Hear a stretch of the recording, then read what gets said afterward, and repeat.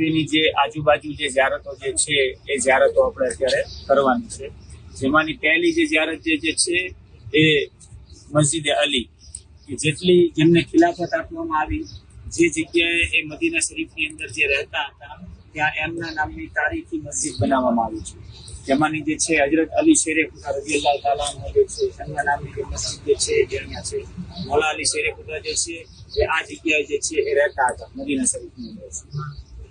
અને એ મસ્જિદ જે છે અત્યાર સુધી બંધ રહેતી હતી, અત્યારે પણ બંધ જ હોય છે, અંદર જવાની પરમિશન નથી. તમે જે કાંઈ બી છે એ આટલા ભાગની અંદર જે છે એ તમે જઈને તરત વહી આવી શકશો.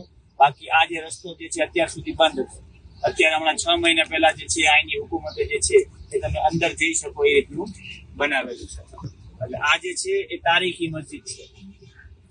1400 વર્ષ પહેલા જે જગ્યાએ હજરત અલી શેરે ખુદા જે છે એ મદીના શરીફની અંદર જે જગ્યાએ રહેતા હતા એ જે છે એ અત્યારે અહીંયા મસ્જિદ બનાવી નાખવામાં આવે છે. આખું વર્ષ જે છે એ મસ્જિદ બંધ રહે છે, કેમ કે મસ્જિદ નબવી જે છે એ મસ્જિદ છે એટલા માટે.